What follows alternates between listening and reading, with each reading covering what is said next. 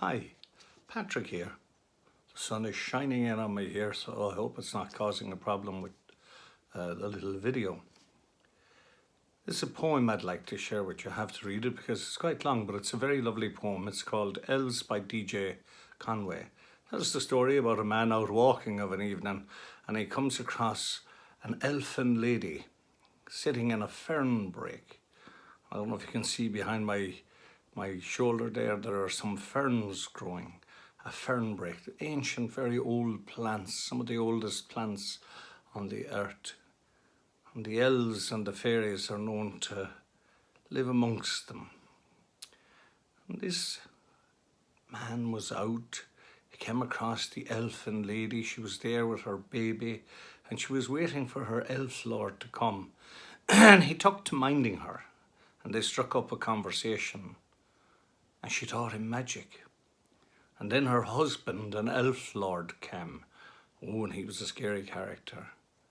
And the elf lady told of how the human man had protected her. And so the elf lord gave him a gift, a ring that would tune him to the magic of the art. And so for many in the shamanic world, there's more truth to this than many people might realize. And so, Elves by D.J Conway. By the fern brake deep and shady, there I met an elfin lady, dressed in cobweb, silk and flowers.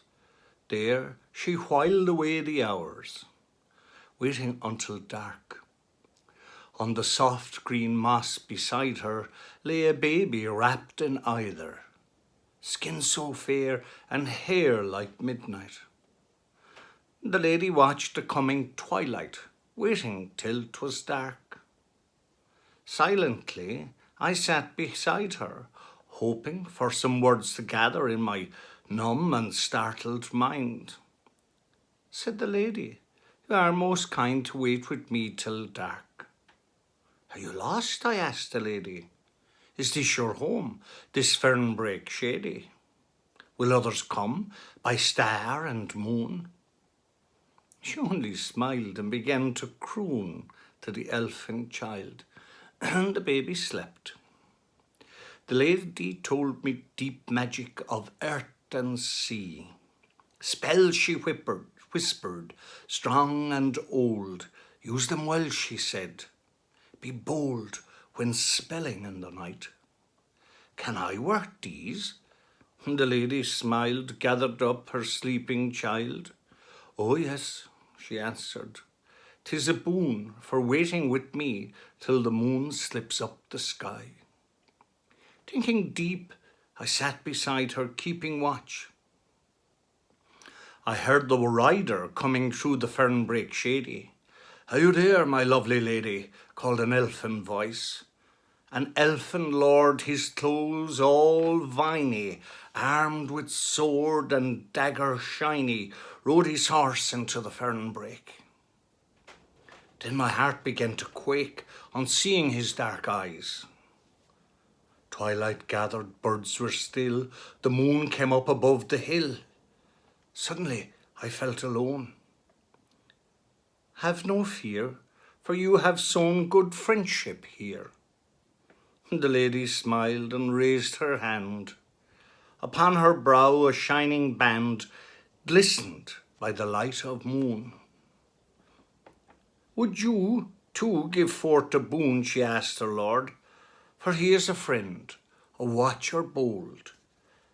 "But they're enemies of old," the elf lord answered. "No," she said, "but guarded us in this fern bed." He smiled. "So there are some who wish us well." His voice was like a distant bell. A ring he took from off his hand. "This will tune you to the land and magic." Its stone was pale, just like the moon. The air was filled with eldritch tune. As they mounted, lord and lady rode off through the fern brake shady. I stood alone. People say elves are not there. but I have heard their voices fair. When I sit down in the break, magic spells I've learned to make, all from the lady. Elf Lord's ring is on my hand to help with magic from the land. Sometimes too I talk with Lord and Lady in the fern brake, deep and shady, secretly. Is there magic? For me, 'tis so. For when the sun is sinking low, I feel earth's power within my heart, and know that I shall never part from Lord and Lady. Thank you.